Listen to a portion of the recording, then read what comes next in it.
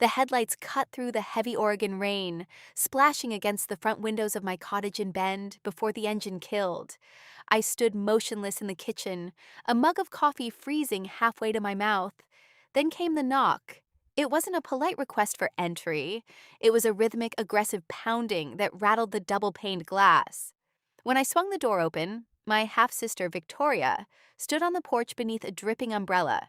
She wore a tailored trench coat, her chin tilted at that exact, patronizing angle I had spent my entire childhood trying to avoid. She looked at my hardwood floors, my exposed beams, and the quiet sanctuary I had spent 5 years building, and she sneered.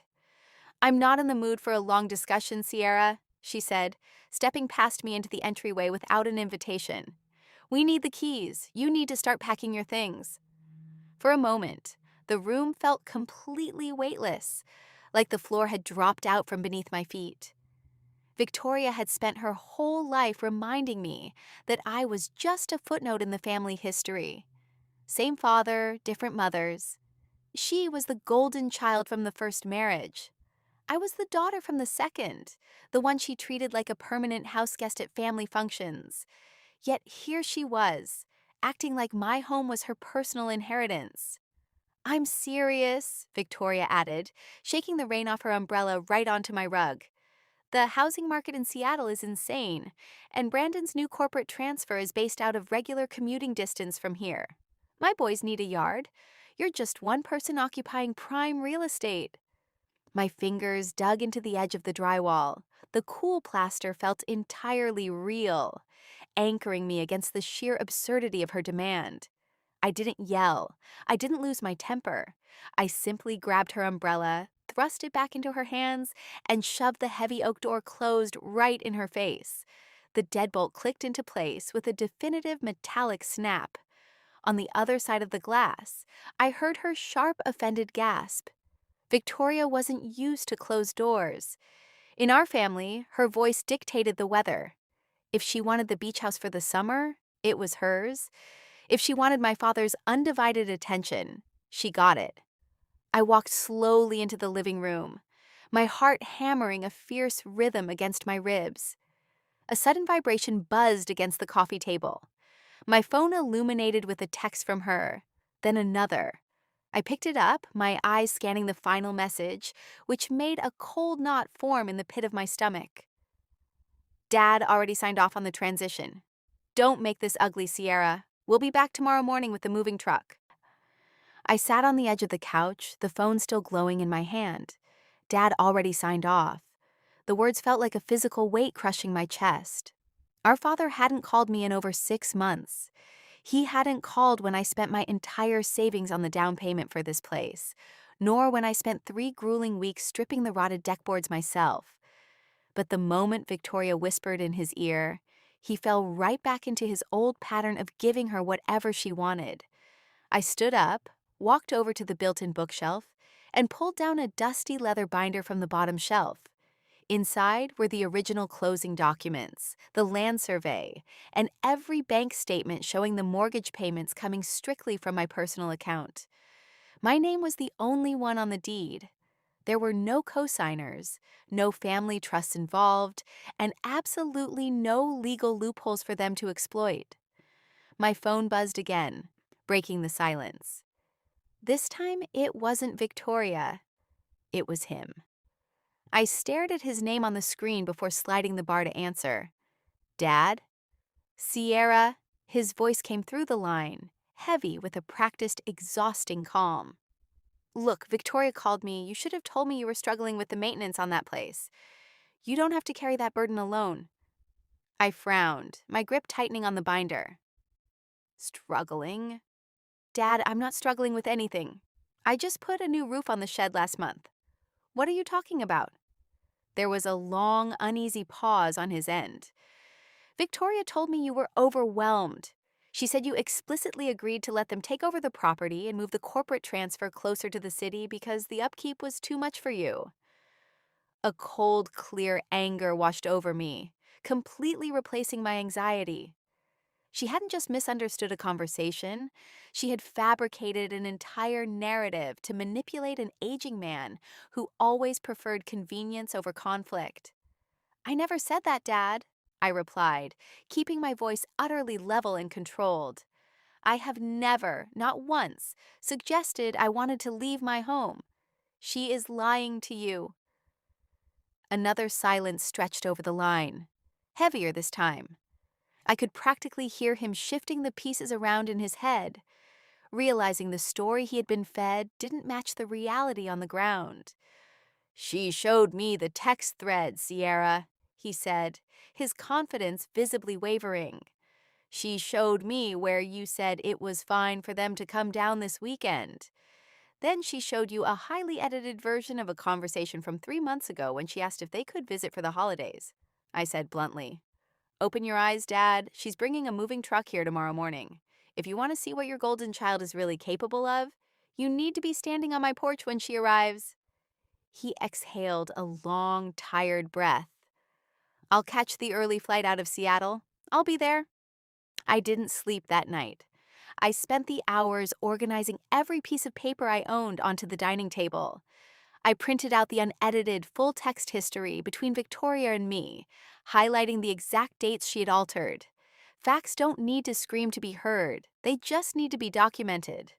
When morning came, the rain had stopped, leaving a thick, damp fog hanging over the bend pine trees. Right on time, at 8:45 a.m., the roar of a large diesel engine cut through the quiet neighborhood. A yellow moving truck pulled up to my curb, followed immediately by Victoria's luxury SUV. I stood by the window and watched as Victoria climbed out of the driver's seat, a triumphant, satisfied smirk already plastered across her face. Brandon, her husband, got out of the passenger side, looking slightly uneasy as he glanced toward the house. Then, a local airport taxi pulled up right behind them. My father stepped out of the back seat. I opened the front door before Victoria even had a chance to raise her hand to knock. Her smirk faltered for a fraction of a second when she saw me standing there, completely dressed, calm, and waiting. "Sierra, let's keep this civil for the sake of the kids," she said smoothly, gesturing toward her boys in the back of the SUV. "We talked about this. It's time to hand over the keys." "No, Victoria," I said, stepping aside to reveal the dining table directly behind me, covered in legal folders and printed records. "You talked. Now it's my turn to present the data." Victoria tried to brush past me, her boots clicking sharply on the hardwood floors as she attempted to maintain her commanding presence. "Sierra, don't be dramatic. Dad already agreed that this makes the most sense for the family dynamic," she said, her voice dripping with artificial warmth. "I'm right here, Victoria." Our father's voice cut through the room as he walked in from the porch, his face lined with exhaustion and a deep, growing unease. Brandon, Victoria's husband, hovered near the threshold, awkwardly shifting his weight. He took one look at the dining room table, meticulously arranged with property deeds, bank statements, and stacks of printed paper, and his posture instantly stiffened. He was a corporate man. He knew exactly what a legal paper trail looked like. Victoria glided over to the table, barely glancing at the folders. "This changes nothing," she said, her voice sharpening as her defensive walls went up. "You told me you couldn't handle the maintenance out here alone, Sierra. I was trying to solve a problem for everyone." "Then show him," I said, leaning against the doorframe with my arms crossed. "Show Dad the messages where I explicitly asked for your help or agreed to walk away from my mortgage." A heavy, suffocating silence filled the room. Victoria reached into her trench coat pocket and pulled out her phone, her manicured fingers scrolling rapidly through her screen. She tried to angle the device toward our father, skimming through a thread. Our father stepped forward, his eyes scanning the glass. He didn't just look at the snippets she wanted him to see. He pulled the phone directly from her hand to read the entire sequence. "Victoria," he said, his voice dropping an octave, "there are huge timestamps missing here. Why does this leap from October to January?" "Because she deleted every single one of my responses," I stated calmly, picking up a binder from the table and opening it to a printed, certified log of our actual text history. "Here is the unedited thread, Dad. Every time she suggested I hand over the keys, my answer was identical. No, do not ask me again. The room didn't erupt with shouting. Instead, the illusion of Victoria's perfect, entitled authority simply dissolved. Brandon stepped entirely out of the room, walking back toward the SUV to shield the kids from the fallout, completely abandoning his wife's sinking ship. Our father set Victoria's phone down on the polished wood table like it was toxic. He looked at his eldest daughter, his expression shifting from confusion to profound disappointment. "You told me she was in financial ruin, Victoria. You told me you were doing her a favor by taking over the property." "I was trying to keep the family assets centralized," Victoria snapped, her composure fracturing as her face turned a bright, furious red. "She's just one person in a house that could fit my entire family." "This isn't a family asset," I replied, my voice steady, cutting through her panic. "Look at the deed on the table, Victoria. Look at the bank statements. I saved for this down payment. I paid every single mortgage check. Our father didn't fund this, and you certainly didn't. This is my home. You didn't come here to fix a family problem. You came here to take something that didn't belong to you because you thought I wouldn't fight back." Victoria snatched her bag off the chair, her sharp movements betraying the absolute humiliation she was feeling. Her pride was cracked, the golden child armor completely shattered in front of the one person whose approval she valued most. "Fine," she hissed, glaring at me with unbridled venom. "Keep your miserable little cottage." She spun on her heel and marched out the front door, slamming it behind her so hard the glass panes rattled in their frames. A moment later, the diesel engine of the moving truck roared to life, followed by the angry gravel crunch of her SUV speeding away. The cottage fell completely still again. Our father stood by the dining table, staring down at the printed records of the daughter he had consistently sidelined for the sake of peace. He exhaled a long, heavy breath, years of comfortable blindness shattering in a single morning. He looked up at me, his eyes searching mine. "Sierra, I should have called you first. I shouldn't have just assumed she was speaking for both of you."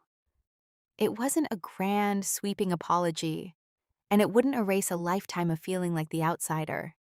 But as I looked at him standing in the living room, I had built with my own hands, surrounded by the undeniable proof of my independence, I realized I didn't need his apology anymore.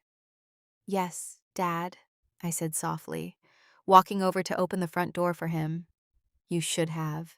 He nodded slowly, understanding the unspoken boundary, and quietly walked out onto the porch to catch his ride back to the airport.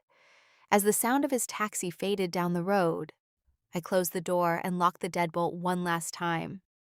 I looked around my quiet, sunlit living room, and for the very first time in my life, the weight in my chest was completely gone. I didn't have to prove I belonged anywhere anymore. I was already home,